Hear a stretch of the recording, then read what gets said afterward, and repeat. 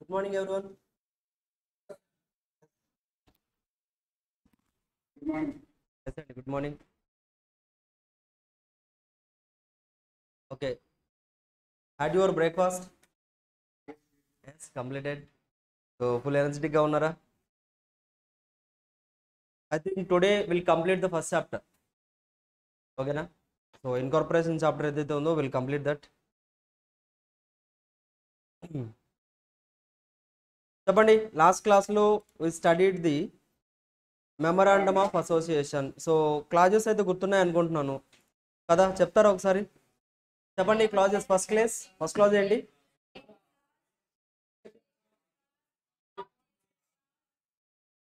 అయిపోయింది. Liability class, capital class, అందులోనే మనం సబ్స్క్రిప్షన్ క్లాస్ కూడా సపరేట్గా రాసుకుంటాం. ఓకేనా?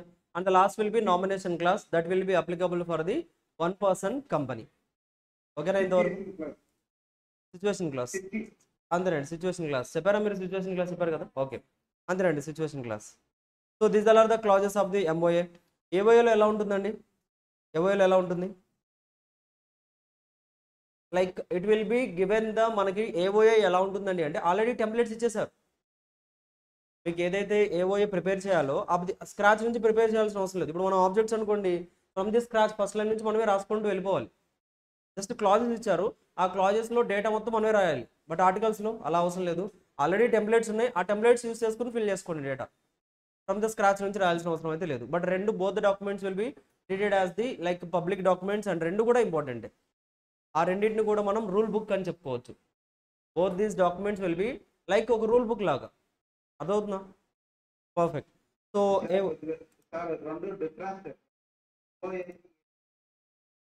ఓకేనండి, సింపుల్ అండి. యాక్చువల్గా ఏంటండి అంటే ఎంఓఏలో మనం కొన్ని పాయింట్స్ రాసుకుంటున్నామా, కొన్ని క్లాజెస్ ఉన్నాయి, ఆ క్లాజెస్ మాత్రమే రాస్తాం. ఇప్పుడు మనం ఆ క్లాజెస్ కాకుండా ఇక అడిషనల్గా మీరు ఏదైనా రైట్స్ కానీ పవర్స్ కానీ అడిషనల్ డీటెయిల్స్కి ఏది రాసుకోవాలన్నా కానీ ఆర్టికల్స్లో రాస్తాం. అర్థవుతుందా?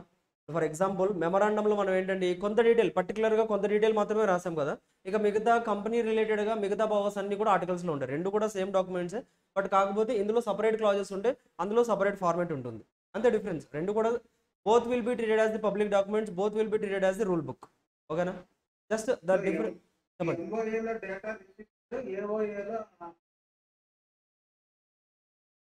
అన్లిమిటెడ్ అంటే లైక్ ఏదైనా సరే విత్ ఇన్ ద ప్రొవిజన్స్ లో కంపెనీస్ యాక్ట్ తగ్గట్టుగా, అంతేనండి. యాజ్ ఇట్ ఈస్ గా మెమరాండంలో మనం ఏంటండి యాజ్ ఇట్ ఈస్ గా డేటా ఏదైతే ఉందో క్లాజెస్ ఏమన్నాయో అవే రాస్తాం. ఆర్టికల్స్ లో మీరు ఎక్స్ట్రా పవర్స్ ఏదైనా రాయాలనుకున్నా కానీ with in the companies act ని బేస్ చేసుకొని మీరు ఎక్స్ట్రా పవర్స్ కానీ ఎక్స్ట్రా లైబిలిటీస్ కానీ ఇక ఎక్స్ట్రా పాయింట్స్ ఏది రాసుకోవాలన్నా కానీ ఆర్టికల్స్ లో మెన్షన్ చేయొచ్చు, అంతేనండి. రెస్ట్రిక్టెడ్. ఓకేనా? క్లియర్. సో చూడండి నెక్స్ట్. రెండిట్లో సేమ్ ఐటమ్ రిపీట్ అవ్వదు. అందులో రాదండి అలాగా. జస్ట్ ఆర్టికల్స్ అనేది ఏంటంటే అంటే it is an extension to the MOA. అంతేనండి, రిపిటేషన్ ఉండదు. ఎంఓఏలో ఆల్రెడీ కంప్లీట్ అయిపోయింది కదా ఒక ఫార్మేట్, ఇక్కడ మళ్ళీ సపరేట్ ఫార్మేట్ ఉంటుంది. So both will not be repeated. So ఒకసారి చెక్ చేయండి కావాలంటే. ఇది మనం ఆల్రెడీ రిలయన్స్ కంపెనీ ఎంఓఏ చూస్తున్నామా? సో చూద్దాం, చూడండి.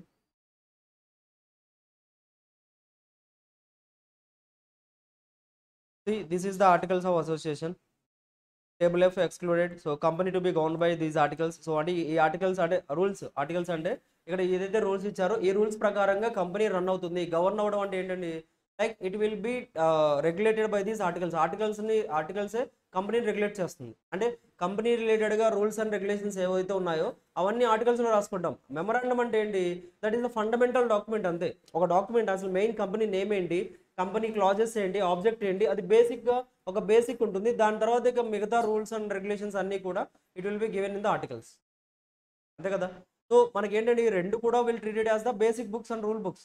బట్ కాకపోతే ఎంఓఏలో కొంత డేటా మనకు ఆల్రెడీ ప్రీఫిక్స్ చేసి ఇచ్చారు. ఇక అది కాకుండా మీరు ఏ టర్మ్స్ అండ్ కండిషన్స్ రాసుకోవాలన్నా ఎలాంటి రూల్స్ ఫ్రేమ్ చేసుకోవాలన్నా it must be done through the articles. ఒక డాక్యుమెంట్లో రాయాలి కదా, మీరు ఏదైనా రెగ్యులేషన్స్ రాసుకోవాలనుకుంటే ఎంఓఏలో రాయగలరా? ఎంఓఏలో కొన్ని క్లాజెస్ ఉన్నాయి, ఆ క్లాజెస్ మాత్రమే పర్మిటెడ్. ఇక అదర్ రెగ్యులేషన్స్ ఏదైనా మీరు రాయాలనుకుంటే you must to write in the articles. ఓకేనా? చూడండి ఆర్టికల్స్లో ఇంటర్ప్రిటేషన్ అని, share capital and variation of the rights. So rights ఏదైనా చేంజ్ అవ్వచ్చా, డైరెక్టర్స్ కూడా షేర్స్ అలాట్ చేయొచ్చు, క్యాష్కి అలాట్ చేయొచ్చు, కైండ్స్ ఆఫ్ షేర్ క్యాపిటల్, వీళ్ళ దగ్గర ఎన్ని types of kinds of share capitals ఉండడానికి ఛాన్స్ ఉంది, సర్టిఫికేట్ ఎలా ఇష్యూ చేస్తారు, సర్టిఫికేట్ టు బేర్ సీల్ ఉంటుందా లేదా, సో అలా వాళ్ళ యొక్క రూల్స్ ఏంటి, provisions has to issue, certificates ఎలా ఇష్యూ చేస్తున్నారు, కమిషన్ ఎలా పే చేస్తారు, లేకపోతే రేట్ ఆఫ్ కమిషన్ ఎలా చార్జ్ చేస్తున్నారు, యాజ్ పర్ ద రూల్స్ ఎలా చార్జ్ చేస్తారు, ఇలా ప్రతిదీ కూడా రూల్స్ అండ్ రెగ్యులేషన్స్ ఏవైతే ఉన్నాయో that everything will be recorded in the articles. అర్థమవుతుందా? క్లియర్? పర్ఫెక్ట్, అర్థమైందండి. That's it. This is the main difference between the MOA and AOA. So ఆ తర్వాత మనం ఏం నేర్చుకున్నాం, studied about the doctrine of constructive notice. Doctrine of constructive notice నేర్చుకున్నాం. చెప్పండి దాని మీనింగ్ ఏంటి? డాక్ట్రిన్ ఆఫ్ కన్స్ట్రక్టివ్ నోటీస్ అంటే ఏంటండి?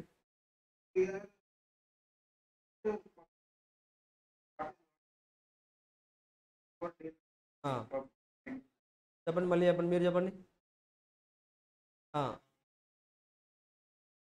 లైక్ మనకి పబ్లిక్ డాక్యుమెంట్స్ ఏవైతే ఉన్నాయో ఆ పబ్లిక్ డాక్యుమెంట్స్ అన్నీ కూడా మీరు చదివారు అనే అజంప్షన్ ఎవరికి ఉంటుంది? It was taken by the law. మీరు చదివినా చదవకపోయినా కానీ it is assumed that you red all the documents. So మనం అన్ని డాక్యుమెంట్స్ కూడా చదివామంటే ఏంటండి, you will be liable for the documents. అంటే అక్కడ ఏదైతే కంటెంట్ ఇచ్చారో ఆ కంటెంట్కి మీరు కంపల్సరీగా లైబుల్ అవ్వాలి. ఆ రూల్ చెప్పడానికే మనకి డాక్ట్రిన్ ఆఫ్ కన్స్ట్రక్టివ్ నోటీస్. అంటే నోటీస్ అనేది మీకు ఇచ్చినా ఇవ్వకపోయినా కానీ it will be treated as మీకు ఇచ్చినట్లు అనుకోవాలి. ఓకేనా? సో చెప్పండి, టైం లిమిట్ ఎంత అండి? ఫర్ ఎగ్జాంపుల్ మీరు ఆ పబ్లిక్ డాక్యుమెంట్ కోసం కంపెనీకి అప్లికేషన్ పంపించారు, ఎంత టైంలో కంపెనీ మీకు డాక్యుమెంట్స్ పంపించాలి? ఎంత టైం అండి? 7 days. 7 daysలో కంపల్సరీగా మీకు ఏంటండి అంటే డాక్యుమెంట్స్ అనేది పంపించాలి. ఒకవేళ పంపించకపోతే పెనాల్టీ ఉంటుందా కంపెనీకి? Yes, penalty will start from per day 1000తో స్టార్ట్ అవుతుంది. It may go up to 1 lakh వరకు కూడా పెనాల్టీ అనేది వెళ్ళొచ్చు. This is all about the doctrine of constructive notice. ఆ తర్వాత మనం ఇంకొక డాక్ట్రిన్ కూడా చదువుకున్నాం, దాన్ని డాక్ట్రిన్ ఆఫ్ ఇండోర్ మేనేజ్మెంట్ అంటాం. So doctrine of indoor management అంటే ఏంటండి? అవుట్ సైడర్స్కి ఇంటర్నల్ ప్రొసీడింగ్స్ కావచ్చు, internal rules and regulations, internal management function అనేది బయట అవుట్ సైడర్స్కి తెలియాల్సిన అవసరం లేదు. ఇప్పుడు మనం డాక్ట్రిన్ ఆఫ్ కన్స్ట్రక్టివ్లో ఏం చెప్పుకున్నాం, ఇక్కడ ఉన్న డాక్యుమెంట్స్ కానీ రూల్స్ అండ్ రెగ్యులేషన్స్ అన్నీ పబ్లిక్కి తెలిసి ఉండాలి. తెలియకపోయినా కానీ ఇట్ ఈస్ అజ్యూమ్డ్ దట్ మీకు తెలుసని అనుకుంటున్నాం అని చెప్పామా? బట్ మనకి డాక్ట్రిన్ ఆఫ్ ఇండోర్ మేనేజ్మెంట్ ఏం చెప్తుందండి అంటే, doctrine of indoor management will discuss like మీకు తెలిసిన లైక్ ఏంటంటే అంటే ప్రతిదీ కూడా ఇంటర్నల్ మేనేజ్మెంట్ ఫంక్షన్స్ అనేది తెలియాల్సిన అవసరం లేదు అని చెప్తున్నారు.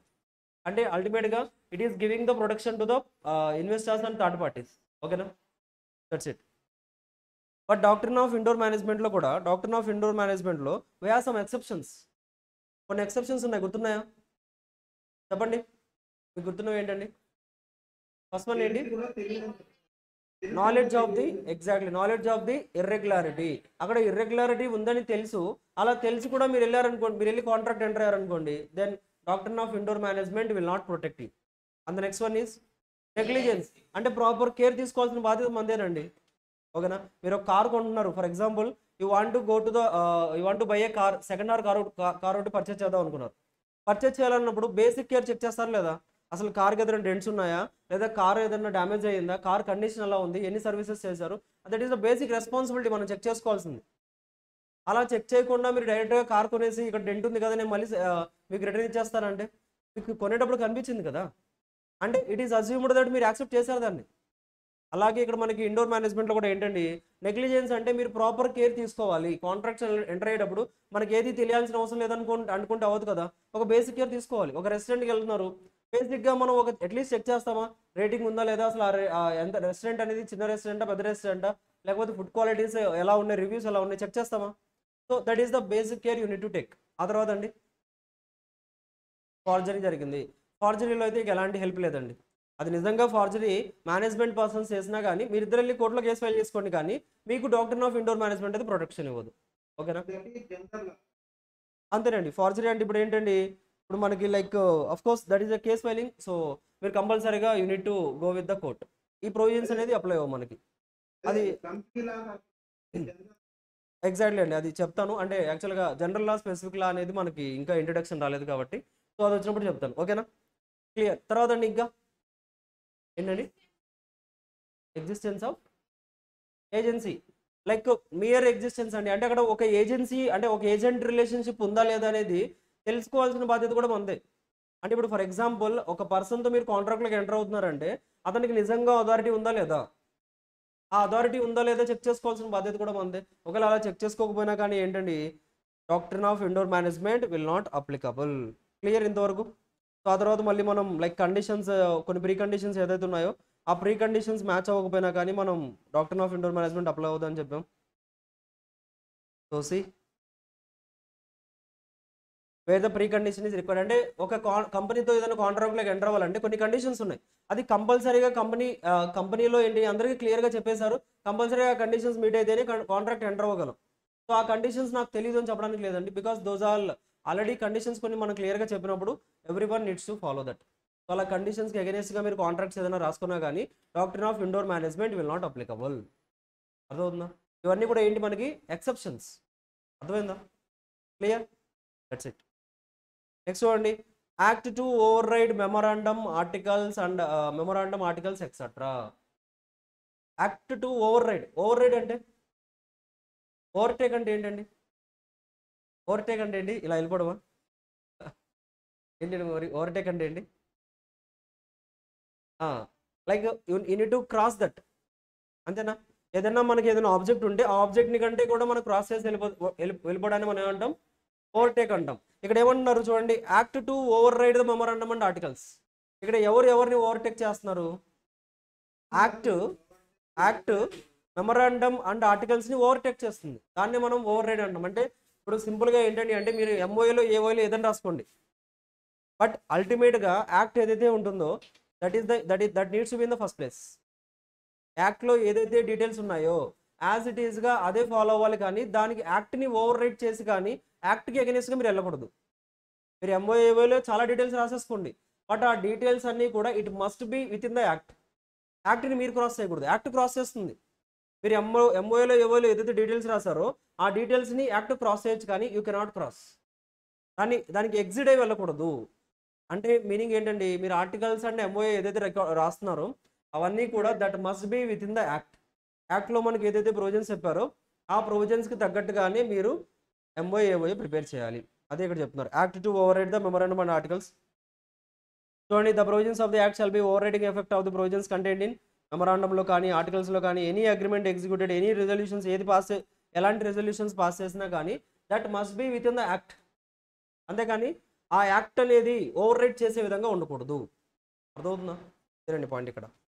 So that the same be registered, executed or passed any provisions content in the memorandum to the extent in conflict to the provisions of this act shall be void. అంటే యాక్ట్కి ఎగెనిస్ట్గా మీరు ఏదైనా కండిషన్స్ కానీ ఏదైనా మెమరాండం రాసుకుంటే ఆ points అన్ని కూడా ఏమవుతాయి? వైడ్ అయిపోతాయి. అంటే యూజ్ లేదు. ఇంకా వైడ్ అయిపోతే ఏంటండి? No legal enforceability. That's it. ఓకేనా? అర్థమైందా? క్లియర్? That's it. సో ఇక నెక్స్ట్ చూడండి, ఇంపార్టెంట్ వన్. ఇది మళ్ళీ ఇంపార్టెంట్ టాపిక్ అండి. ఇప్పుడు చెప్పండి, మెమరాండం మనం ప్రిపేర్ చేసాం కదా, లైఫ్ టైం అంతా కూడా కంపెనీ లైఫ్ టైం అంతా కూడా మెమరాండం అలాగే ఉంచాలా? కదే, ఇక ఎలాంటి చేంజెస్ లేకుండా అలాగే ఉంచాలా? అలా ఉంటాయి అసలు ఎక్కడన్నా కంపెనీస్? ఇప్పుడంటే మనం స్టార్ట్ చేసామండి. ఫర్ ఎగ్జాంపుల్ మీరు స్టార్ట్ చేశారు ఒక బిజినెస్, ఎందుకు? ల్యాప్టాప్స్ మ్యానుఫ్యాక్చర్ చేద్దామని స్టార్ట్ చేశారు. బట్ కొంత టెక్నాలజీ అప్డేట్ అయిపోయిన తర్వాత మీరు ల్యాప్టాప్స్తో పాటుగా కొన్ని ట్యాబ్స్ మ్యానుఫ్యాక్చర్ చేద్దాం అనుకుంటున్నారు, లేదా కొన్ని ప్రొజెక్టర్స్ మ్యానుఫ్యాక్చర్ చేద్దాం అనుకుంటున్నారు, ఇలా మల్టిపుల్ వేస్ మ్యానుఫ్యాక్చర్ చేద్దాం అనుకుంటున్నారు. మరి చేయాలంటే మీకు ఆల్రెడీ ఎంఓఏలో ఓన్లీ ల్యాప్టాప్స్ అని రాసాం కదా మనం. మరి అది ఇప్పుడు ఏం చేయాలండి? ఇప్పుడు మనం ఫర్ ఎగ్జాంపుల్ ట్యాబ్ మ్యానుఫ్యాక్చర్ చేయాలంటే ఏం చేయాలి? మెమరాండం ఏదైతే రాసుకున్నారో దాన్ని అప్డేట్ చేయండి. అప్డేట్ చేస్తే మీకు ఆటోమేటికల్గా పవర్ వస్తుందా లేదా? You will get the power. So అంటే ఆల్టరేషన్, దాన్ని మనం ఇక్కడ అప్డేట్ చేయడం కానీ చేంజెస్ చేయడం కానీ ఏదైతే ఉందో దాన్ని మనం ఇక్కడ ఏమంటామండి అంటే ఆల్టరేషన్ ఆఫ్ ది మెమరాండం. ఓకేనా? Memorandum can be altered, changes అనేది చేయొచ్చు అండి. బట్ చేంజెస్ చేయాలంటే యూ నీడ్ ద పర్మిషన్. చూడండి,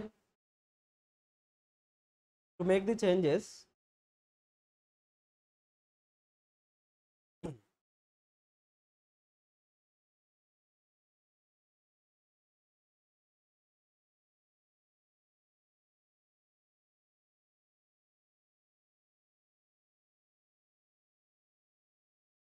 మీరు ఫ్రెండ్స్ అందరూ కూడా కలిసి ఒక ట్రిప్ వెళ్ళారండి. ట్రిప్కి వెళ్ళిపోయారు. సో అందరూ కూడా ఏంటి, ఒక ట్రిప్కి వెళ్దామని ప్లాన్ చేసుకున్నారు. బట్ ఇన్ మిడిల్లో సంథింగ్ అక్కడ ఉన్న కొంతమంది గ్రూప్ ఆఫ్ పర్సన్స్ ఏంటంటే అంటే అక్కడికి వెళ్ళడం కంటే కూడా ఇక్కడికి వెళ్ళడం బెటర్, వేరే లొకేషన్కి వెళ్దామని చెప్పారు. చెప్పినప్పుడు అందరినీ పర్మిషన్ అడుగుతారా లేదా డైరెక్ట్గా తీసుకెళ్ళిపోతారా? తీసుకెళ్లారు కదా. మీకు ట్రిప్ ఏదో చెప్పారు, ఫర్ ఎగ్జాంపుల్ బెంగళూరులో లేదా మైసూర్కి ఒక ట్రిప్ చెప్పారండి, మైసూర్కి వెళ్ళి తీసుకెళ్దామని చెప్పారు. అలా మైసూర్కి తీసుకెళ్దామని చెప్పినప్పుడు అక్కడికి తీసుకెళ్ళాలి. అది కాకుండా చేంజెస్ చేస్తే కంపల్సరీగా మీ దగ్గర నుంచి పర్మిషన్ అడగాలి లేదా? పర్మిషన్ అడగాలి. So same thing will happen in the companies also. చూడండి, ఇప్పుడు ఫర్ ఎగ్జాంపుల్ ఇన్వెస్టర్స్ కానీ లేదా అవుట్ సైడ్ పర్సన్స్ ఎవరైతే ఉన్నారో,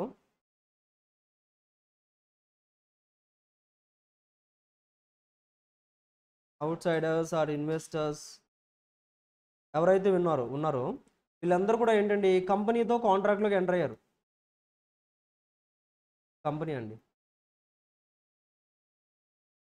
కంపెనీతో కాంట్రాక్ట్లోకి ఎంటర్ అయ్యారు. కంపెనీతో కాంట్రాక్ట్లోకి ఎంటర్ అయినప్పుడు వాళ్ళు ఏ డాక్యుమెంట్స్ చెక్ చేసి ఎంటర్ అయ్యారండి? ఎంఓఏ, ఏఓఏ ఈ డాక్యుమెంట్స్ చెక్ చేసి ఇవన్నీ వ్యాలిడ్, ఓకే ఇలా వీళ్ళ ఆబ్జెక్ట్ ఇదా, వీళ్ళ రూల్స్ ఇవన్నీ చెక్ చేసుకొని ఓకే మాకు వ్యాలిడే అని ఈ కంపెనీతో కాంట్రాక్ట్లోకి ఎంటర్ అవ్వడం కానీ లేదా అగ్రిమెంట్ లైక్ షేర్స్ పర్చేస్ చేయడం కానీ చేశారు. ఇప్పుడు మీరేమంటున్నారు? ఈ డాక్యుమెంట్స్ని మేము చేంజ్ చేస్తామంటున్నారు. చేంజ్ చేస్తామంటే what about the persons who relied on the documents? ఆ డాక్యుమెంట్స్ని నమ్మే కదా వాళ్ళు ఇన్వెస్ట్ చేశారు. ఇప్పుడు మళ్ళీ మీరు ఆ డాక్యుమెంట్ చేంజెస్ చేస్తామంటే వాళ్ళ పర్మిషన్ కావాలా లేదా? ట్రిప్కి వెళ్దాం ఉన్నప్పుడు మీరందరూ మైసూర్కి తీసుకెళ్తున్నారని మీరందరూ కూడా ట్రిప్కి రెడీ అయ్యారండి. బట్ ఇన్ మిడిల్లో మీరు లైక్ ట్రిప్ చేంజెస్ చేస్తామంటే ఆల్రెడీ వాళ్ళందరూ పర్మిషన్ అడగాలి లేదా? పర్మిషన్ అడగాలి. ఇప్పుడు మన దగ్గర కంపెనీలో ఎవరైతే మెంబర్స్ ఉన్నారో, మెంబర్స్ అంటే ఎవరైతే కంపెనీలో ఇన్వెస్ట్ చేశారో, షేర్ హోల్డర్స్ ఎవరైతే ఉన్నారో, ఫర్ ఎగ్జాంపుల్ కంపెనీలో 1000 మెంబర్స్ ఉన్నారండి. జస్ట్ ఫర్ ఎగ్జాంపుల్ 1000 మెంబర్స్ ఉన్నారు. 1000 మెంబర్స్ ఉన్నప్పుడు ఇప్పుడు మీరు ఏంటండి అంటే ఆ 1000 మెంబర్స్కి కూడా చెప్పాలా లేదా? సార్ ఇలా మేము మీకు ఏదైతే ఆల్రెడీ ఇంతకుముందు డాక్యుమెంట్ ఇచ్చామో ఇప్పుడు ఆ డాక్యుమెంట్ చేంజెస్ చేస్తున్నాం మేము, ఏదైనా కానివ్వండి, ఎనీ చేంజ్, ఏదైనా ఏ చేంజ్ చేసినా కానీ ఇలా చేంజెస్ చేస్తున్నామని వాళ్ళకి ఇంటిమేషన్ ఇవ్వాలా లేదా? ఇవ్వాలి. ఇప్పుడు మీరు చేంజ్ చేయాలంటే 1000 మెంబర్స్ కూడా యాక్సెప్ట్ చేయాల్సిన అవసరం లేదండి. మెజారిటీ రూల్ ఉంటుంది. మెజారిటీ రూల్ కనుక అప్లై అయితే you can go to the change. Because ఎందుకండి అంటే 100% పీపుల్ కూడా యాక్సెప్ట్ చేయాలని లేదు కదా. అలా అనుకుంటే ఏ డెసిషన్ కూడా అవ్వదు. ఎందుకంటే కంపల్సరీ ఎవరో ఒకరు ఉంటారు, హీ విల్ అబ్జెక్ట్. అందరూ యాక్సెప్ట్ చేశారు కదా, నేను రిజెక్ట్ చేద్దామని చెప్పుకోవడానికైనా సరే రిజెక్ట్ చేస్తారు కదా. That is not possible. That's why లాలో మనకి ఏం చెప్పారండి అంటే not less than the 3/4 of the members. 3/4 అంటే ఎంత వస్తుంది? 1000లో 3/4 అంటే ఎంత అండి? 3/4 అంటే 75%. ఇన్ పర్సంటేజ్ 70 ఎంతండి? 750.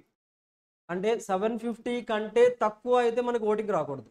అంటే 750 లేదా 750 కంటే ఎక్కువ మెంబర్స్ ఎప్పుడైతే యాక్సెప్టెన్స్ ఇస్తారో అప్పుడే మీరు ఆ యొక్క చేంజెస్ అనేది చేయగలరు.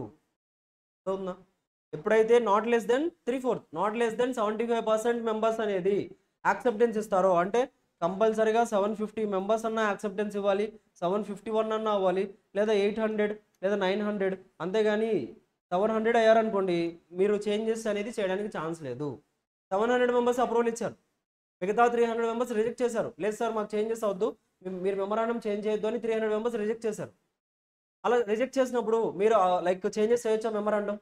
మెమరాండం చేంజ్ చేయడానికి ఛాన్స్ లేదు. కంపల్సరీగా it must be greater like more than or equals to 75% members అనేది యాక్సెప్టెన్స్ ఇవ్వాలి. అర్థమవుతుందా? క్లియర్? That's it. సో చూడండి ఇక్కడ ఏంటండి అంటే ఇలా ఏదైతే 75% మెంబర్స్ యాక్సెప్టెన్స్ ఇచ్చారో ఈ యాక్సెప్టెన్స్ జరిగిన థింగ్నే మనం ఏమంటామండి అంటే will call it as special resolution. మీరు న్యూ ఇయర్కి రిజల్యూషన్స్ తీసుకుంటారా?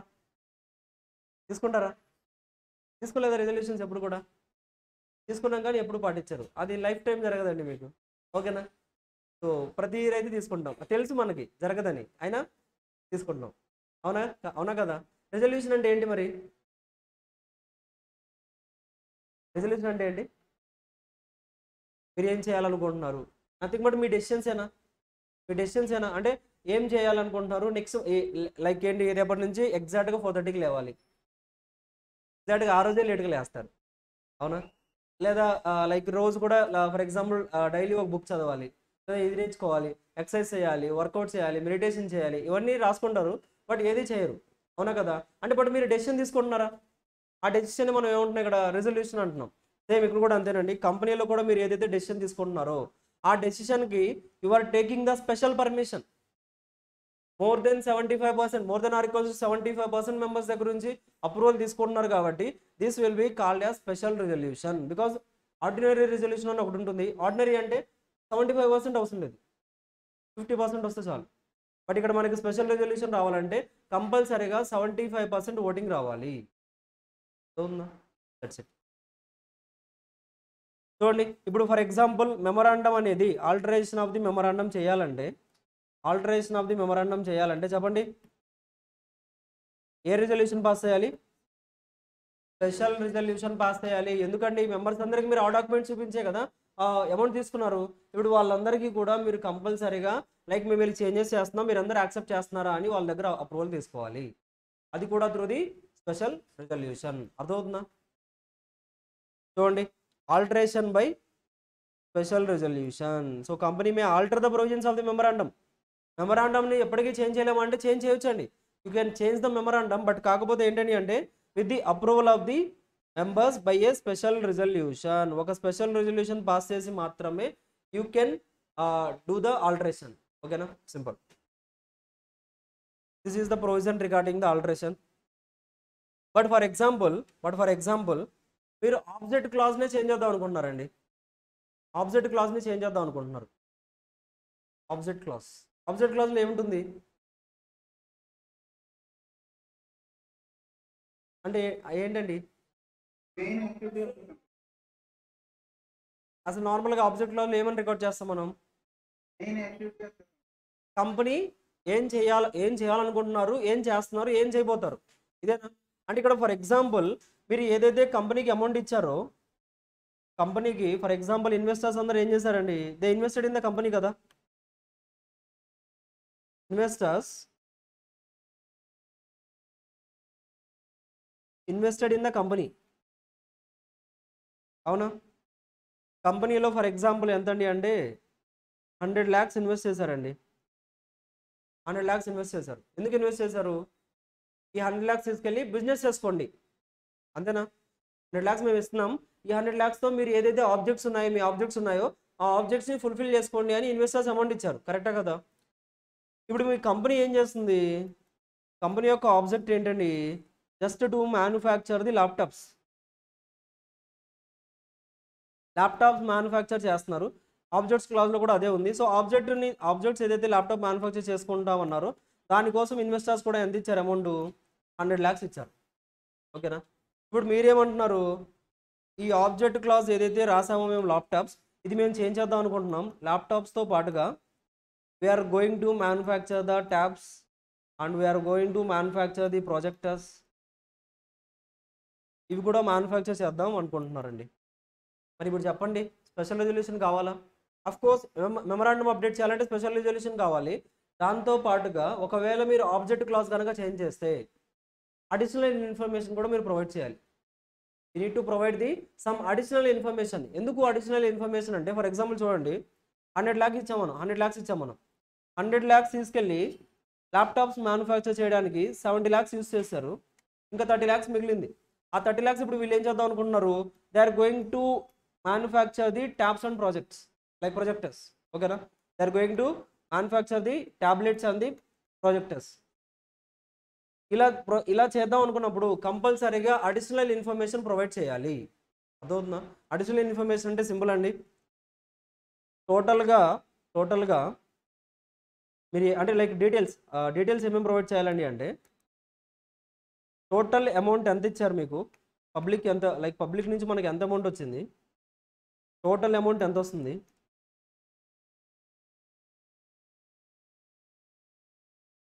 టోటల్ అమౌంట్ ఎంత వచ్చిందండి పబ్లిక్ నుంచి? టోటల్ అమౌంట్ ఎంత? 100 lakhs. ఆ 100 lakhsలో మీరు ఎంత యూస్ చేస్తారు ఆబ్జెక్ట్స్ కోసం? 70 lakhs యూస్ చేస్తారు. ఇంకా బ్యాలెన్స్ ఎంత ఉంది? సో ఇంకా బ్యాలెన్స్ 30 lakhs ఉంది. ఆ 30 lakhsతో మీరు ఇప్పుడు ఏం చేయాలి, ఏం చేద్దాం అనుకుంటున్నారు? What is the projects you are going to take?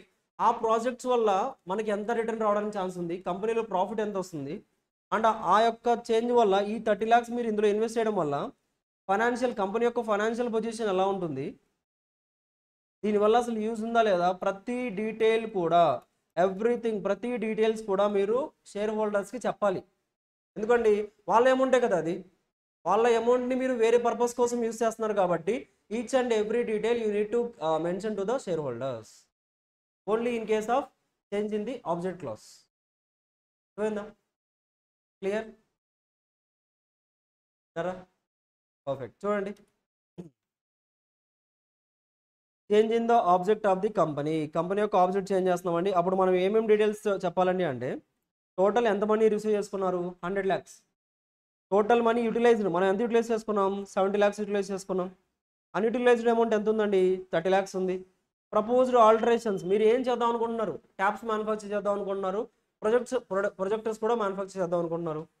And justification, అసలు ఎందుకు, రీజన్ ఏంటి, ఓన్లీ ట్యాప్స్ అండ్ ప్రొజెక్టర్స్ ఎందుకు తీసుకుందాం అనుకుంటున్నారు, జస్టిఫికేషన్ ఇవ్వండి. And amount proposed to be utilised for the new objects, ఆ న్యూ ఆబ్జెక్ట్స్ ఏదైతే ఉన్నాయో ఆ న్యూ ఆబ్జెక్ట్స్కి మీరు ఎంత అమౌంట్ అనేది యూస్ చేద్దాం అనుకుంటున్నారు, ఆ డీటెయిల్స్ కూడా ఇవ్వండి. And estimated financial impact of the proposed alterations, so financial impact ఏంటి, దానివల్ల మనకు ఫైనాన్షియల్గా ఎంత ఇంపాక్ట్ ఉంటుంది, మనకి ప్రాఫిట్ ఎంత వస్తుంది, లేదా లైక్ ఎంత ఇన్కమ్ అనేది ఎక్స్ట్రా జనరేట్ అవ్వడానికి ఛాన్స్ ఉంది. అండ్ ఏదైనా అదర్ రిలవెంట్ ఇన్ఫర్మేషన్ ఉంటుంది అది. అండ్ అలాగే place from where the interested persons May obtain A copy of the notice of the resolution. So వీళ్ళు ఏదైతే స్పెషల్ రిజల్యూషన్ పాస్ చేశారో ఆ రిజల్యూషన్ యొక్క డాక్యుమెంట్ ఏదైనా కలెక్ట్ చేసుకోవాలంటే ఎక్కడికి వచ్చి కలెక్ట్ చేసుకోవాలి, ఆ డీటెయిల్స్ అన్నీ కూడా మీరు షేర్ హోల్డర్స్కి ఇవ్వాలి. అర్థవుతుందా? This will be happen in case of change in the object class. Object class change చేయాలంటే we need to do like this, ఈ ఇన్ఫర్మేషన్ మొత్తం కూడా ఇవ్వాలి. అర్థవుతుందా? ఎలాంటి ఇన్ఫర్మేషన్ అండి, టోటల్ అమౌంట్ ఎంత రైజ్ అయింది, అందులో నుంచి మనం ఎంత యూటిలైజ్ చేసాం మెయిన్ ఆబ్జెక్ట్స్కి, అందులో నుంచి బ్యాలెన్స్ ఎంత మిగిలింది, ఆ బ్యాలెన్స్ని మీరు దేనికోసం యూస్ చేద్దాం అనుకుంటున్నారు, ఎందుకు యూస్ చేద్దాం అనుకుంటారు, పర్టికులర్గా ఆ ప్రాజెక్ట్స్ ఎందుకు తీసుకుందాం అనుకుంటున్నారు, లైక్ దానివల్ల మనకి ఫైనాన్షియల్గా ఇంపాక్ట్ ఎంత వస్తుంది, ఇక అదర్ రెలవెంట్ ఇన్ఫర్మేషన్. అలాగే ఈ టోటల్ డాక్యుమెంట్స్ అన్ని కూడా కలెక్ట్ చేసుకోవాలంటే ఏ ప్లేస్లో కలెక్ట్ చేసుకోవాలి. అర్థమవుతుందా? That's it. ఆ తర్వాత మీరు చేంజెస్ చేద్దాం అనుకుంటున్నారు కదా, ఆ చేంజెస్ ఏదైతే చేద్దాం అనుకున్నారో అది మెంబర్స్కి నోటీస్ పంపించాలి. అలాగే దాంతోపాటుగా you need to publish the total changes, మీరు ఏదైతే చేంజెస్ చేద్దాం అనుకుంటున్నారో ఆ చేంజెస్ అన్నీ కూడా ఒక అడ్వర్టైజ్మెంట్లో కూడా రిలీజ్ చేయాలి. అంటే దీని మీనింగ్ ఏంటండి, పబ్లిక్ ఏంటండి అంటే ఇన్ఫర్మేషన్ మిస్ అవ్వడానికి ఛాన్స్ లేదు. కంపల్సరీగా ఈచ్ అండ్ ఎవ్రీ ఇన్ఫర్మేషన్ పబ్లిక్కి ఎలాగైనా రీచ్ అవ్వాలి. That is the main objective. That's why మీరు ఎప్పుడైతే ఆల్టరేషన్ చేద్దాం అనుకుంటున్నారో కంపల్సరీగా ఒక అడ్వర్టైజ్మెంట్లో కూడా మీరు పబ్లిష్ చేయాలి. అడ్వర్టైజ్మెంట్ అంటే ఏంటంటే న్యూస్ పేపర్స్ ఉంటాయా, న్యూస్ పేపర్స్లో కూడా ఇలా మేము కంపెనీ అనేది ఇంతకుముందు ప్రాస్పెక్టస్ లైక్ ఎంఓఏ రికార్డ్ చేసాం, అందులో చేంజెస్ ఇప్పుడు మేము ఈ చేంజెస్ చేయబోతున్నామని న్యూస్ పేపర్స్లో కూడా మెన్షన్ చేయాలి. అర్థమవుతుందా? ఆ న్యూస్ పేపర్స్ కూడా 2 న్యూస్ పేపర్స్ ఉంటాయి. 2 న్యూస్ పేపర్స్లో like unit publish. First one వచ్చేసరికి English newspaper, so it will be for everyone ఎవరైతే చదవగలరో వాళ్ళందరికీ. ఇంకొకటి ఏంటంటే అంటే వెర్నాకులర్ న్యూస్ పేపర్ అని ఉంటుందండి, అంటే లోకల్ న్యూస్ పేపర్. లోకల్ లాంగ్వేజ్లో కూడా న్యూస్ పేపర్స్ ఉంటాయా, ఆ లోకల్ లాంగ్వేజ్ న్యూస్ పేపర్ ఏదైతే ఉందో ఆ న్యూస్ పేపర్లో కూడా మీరు అడ్వర్టైజ్మెంట్ ఇవ్వాలి. ఇలా 2 న్యూస్ పేపర్స్లో you need to make an advertisement that you are changing the memorandum. అర్థమైందండి? క్లియర్ అవుతుందా? అలాగే కంపెనీకి ఏదైనా వెబ్సైట్ ఉంటే ఆ వెబ్సైట్లో కూడా పోస్ట్ చేయాలి. సో మేము ఈ చేంజెస్ అనేది చేయబోతున్నాం అని మీరు పబ్లిష్ చేయాలి. Okay, that's it. ఇదంతా ఎందుకు చేస్తున్నాం సార్ అంటే ట్రాన్స్పరెన్సీ అండి.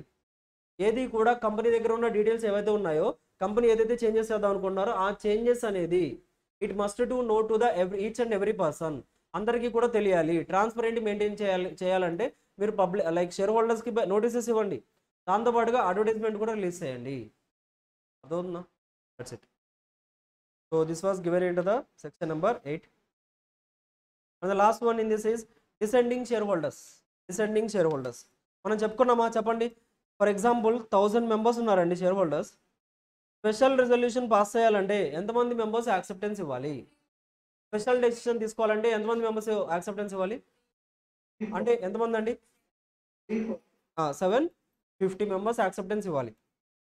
ఫర్ ఎగ్జాంపుల్ నిజంగా 750 మెంబర్స్ యాక్సెప్టెన్స్ ఇచ్చారు, రిమైనింగ్ పర్సన్స్ ఎంతమంది? 250 రిజెక్ట్ చేశారు డెసిషన్ని. మరి వీళ్ళు ఏం చేయాలండి?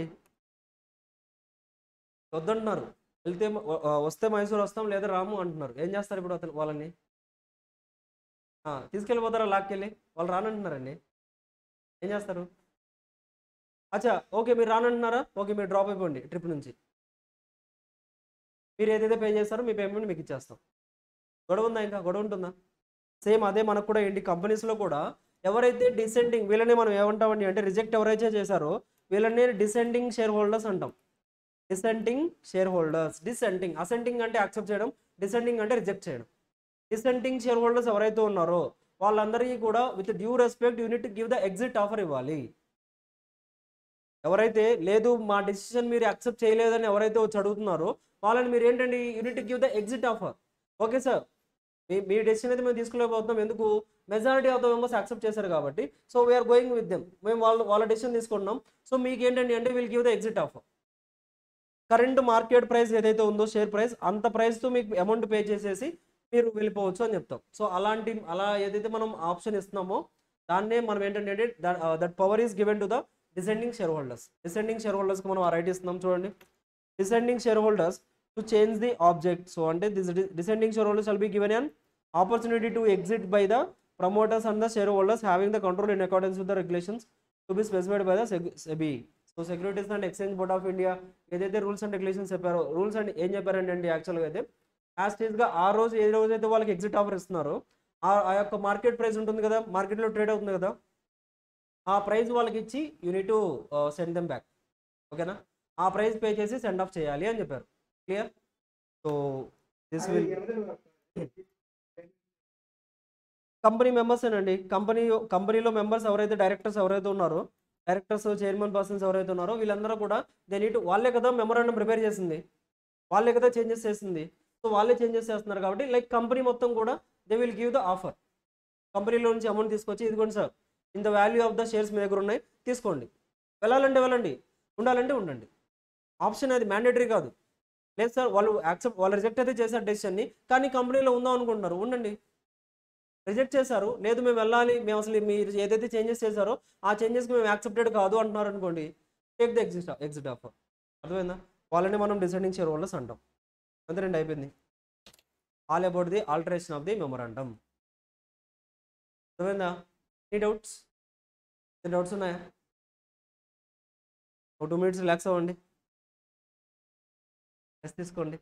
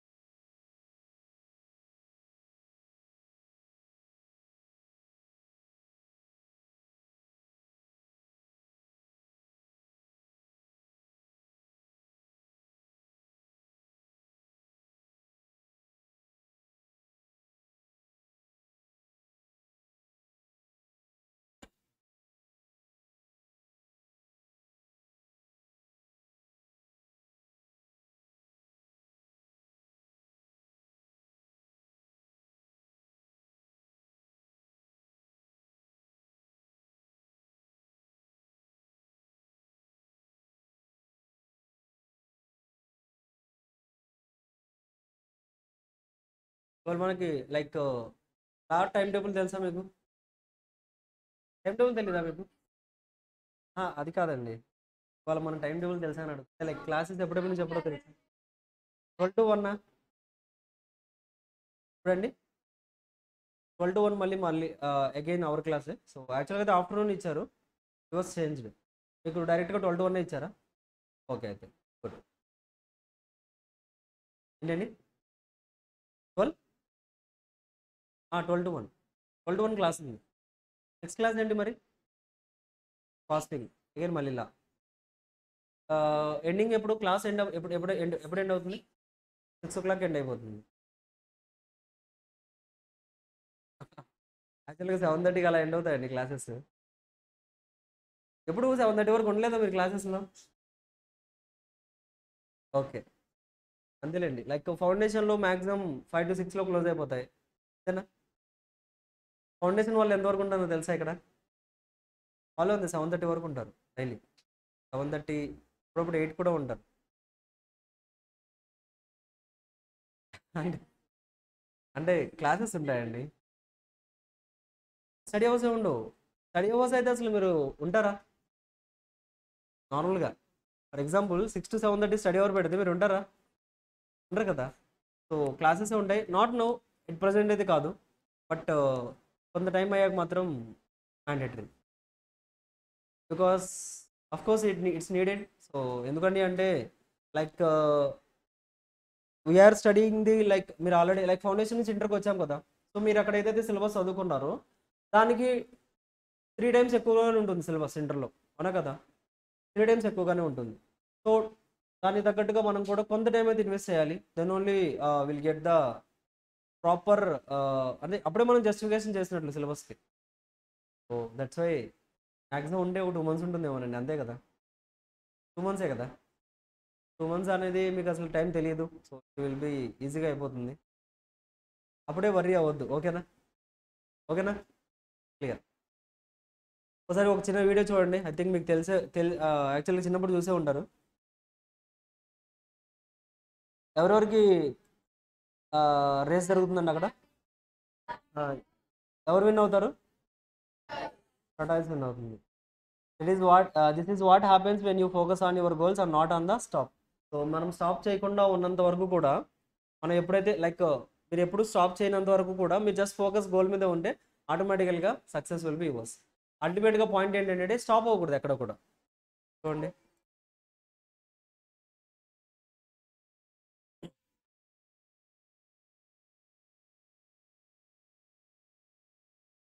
ఏం చేస్తుందండి ర్యాబిట్?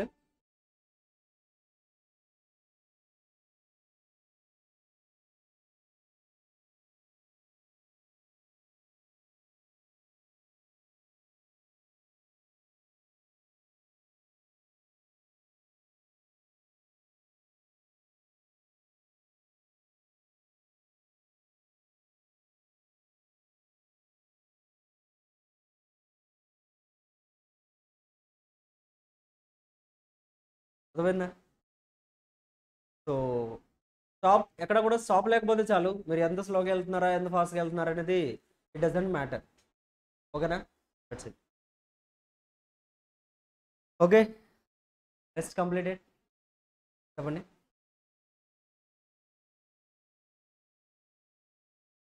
అంటే పార్ట్స్ అని కాదు, రెండు కూడా ఒక సపరేట్ డాక్యుమెంట్సే.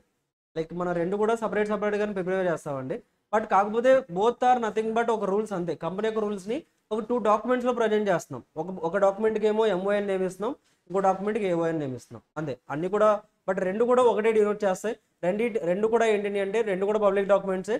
రెండిట్లో కూడా కంపెనీ రిలేటెడ్గా రూల్స్ అండ్ రెగ్యులేషన్స్ ఉంటాయి. బట్ MOIలో మనం స్పెసిఫిక్గా కొన్ని క్లాజెస్ రాసుకుంటున్నాం. AOIలో ఏంటండి కంపెనీ రిలేటెడ్గా రూల్స్ అండ్ రెగ్యులేషన్స్ అన్ని AOIలో ఉంటాయి. ఓకేనా?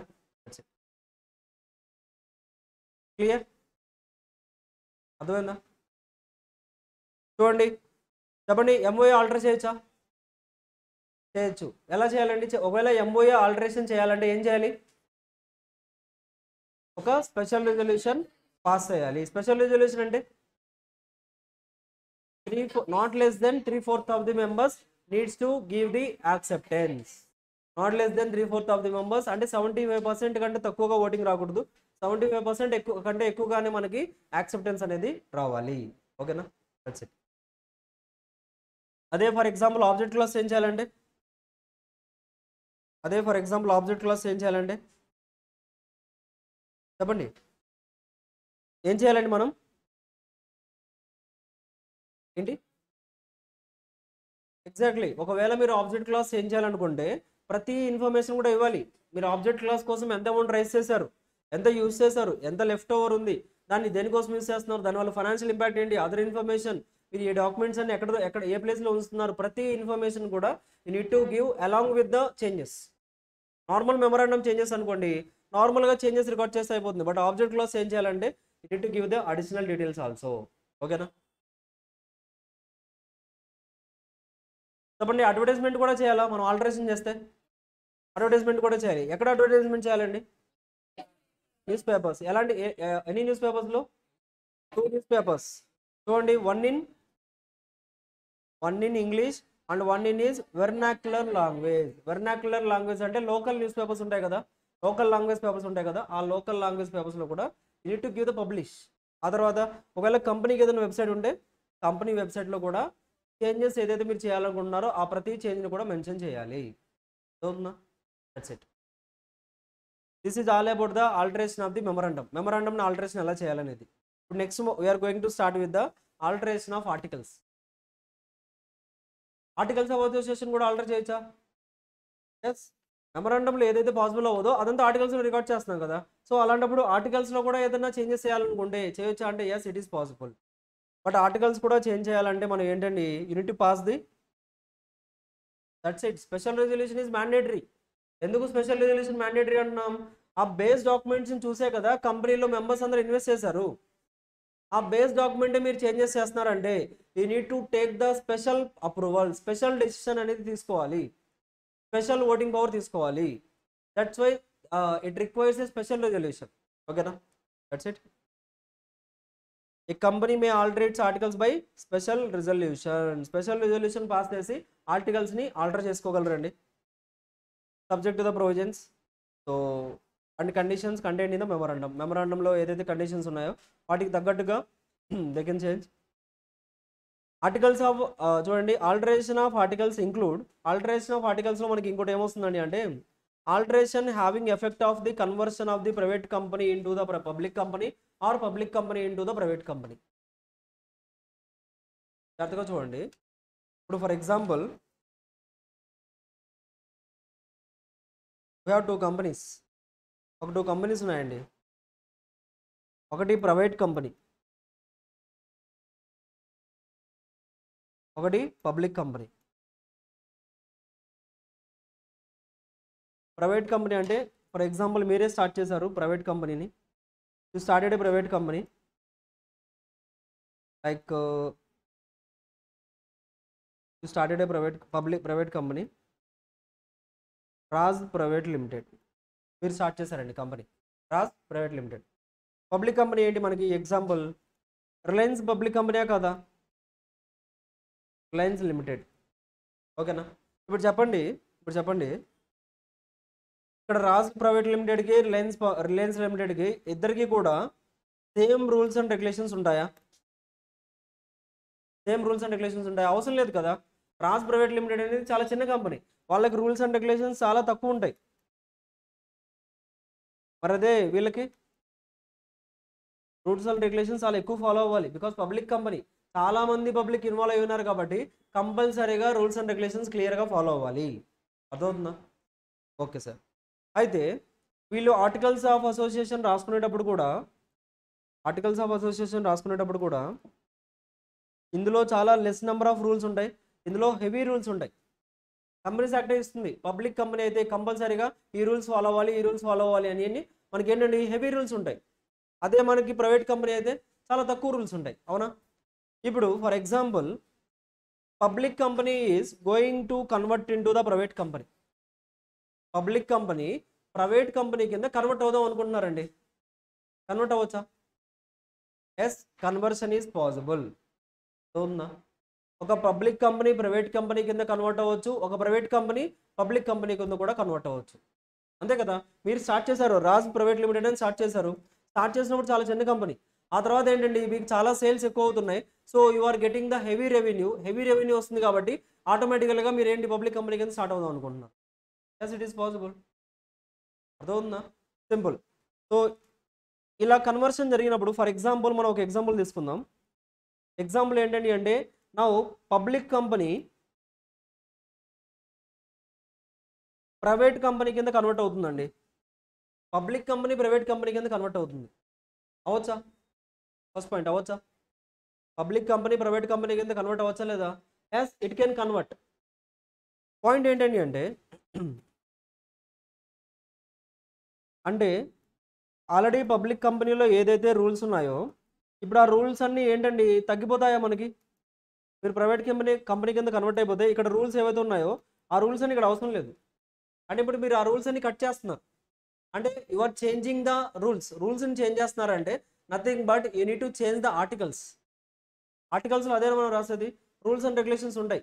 ఆ రూల్స్ అండ్ రెగ్యులేషన్స్ ఇప్పుడు చేంజ్ అవుతున్నాయి because of change in the conversion. Like కంపెనీని కన్వర్ట్ చేస్తున్నాం కాబట్టి it is implied that company యొక్క పబ్లిక్ కంపెనీ నుంచి ప్రైవేట్ కంపెనీ కన్వర్ట్ అవుతున్నారంటే it is implied that you are changing the రూల్స్ని చేంజ్ చేస్తున్నారంటే you need to do the alteration of ఏఓఏని alter చేయాలి. ఏఓఏ ఆల్టర్ చేయాలంటే ఏ రెజల్యూషన్ తీసుకోవాలి చెప్పండి? Exactly. So to make the alterations in the AOA we need to pass the special resolution. అవునా కదా?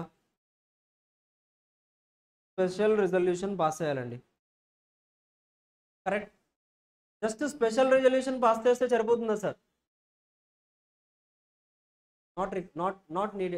లైక్ ఏంటంటే only special resolution is not enough to convert the public company into the private company. ఎందుకు sir అంటే చూడండి, for example కరెక్టేనండి, Reliance company ఉందా?